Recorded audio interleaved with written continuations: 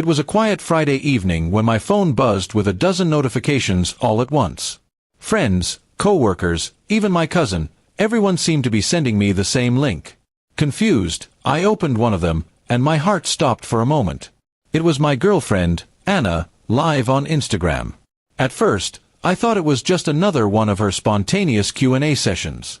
She'd always been outgoing, confident, and talkative online. But the title of her live stream made my stomach tighten. "I have something important to say about us." I sat frozen for a few seconds before finally clicking in. Thousands of viewers were watching. Anna sat in her living room, eyes bright but tense. "Hey everyone," she said, forcing a small smile. "So, a lot of you have been asking about my relationship with Mark. And, well, I think it's time to be honest." My name in her mouth felt heavy, especially with so many strangers watching. I leaned back on the couch, unsure whether to keep watching or call her right away. My heart pounded as she continued. "Mark is a great person. But lately, I've realized I need to focus on myself more, on my goals, my peace." There was a long pause. She looked down, playing with her bracelet, the one I had given her for her birthday. "This isn't easy," she added softly. "But I hope he understands.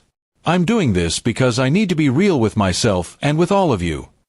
For a few seconds, I couldn't breathe. It wasn't anger that filled me, it was sadness. Not because she was speaking about ending things, but because she was doing it publicly, surrounded by people who knew nothing about us. I closed the app. I didn't want to hear the comments, the reactions, the endless speculation.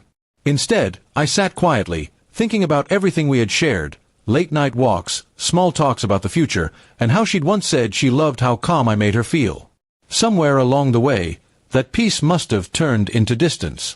An hour later, my phone rang. It was Anna. Her voice trembled when she spoke. "I didn't mean to hurt you," she said immediately. "It just came out wrong. I was overwhelmed and thought going live would make me brave." I stayed silent for a moment, then said, "You didn't have to be brave for anyone but me." My voice cracked a little, but I meant it. If something wasn't working, we could have talked, just the two of us. We didn't need an audience.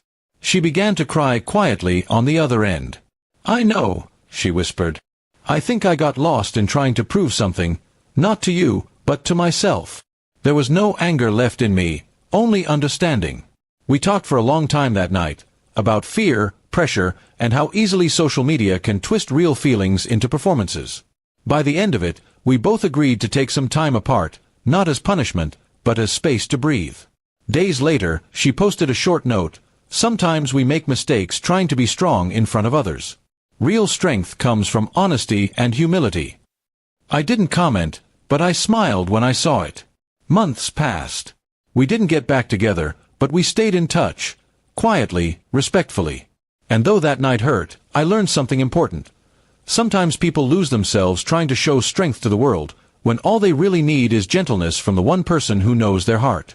Now, whenever I see someone go live, I think of Anna, and how that moment, painful as it was, taught us both the value of privacy, forgiveness, and truth spoken softly, not publicly.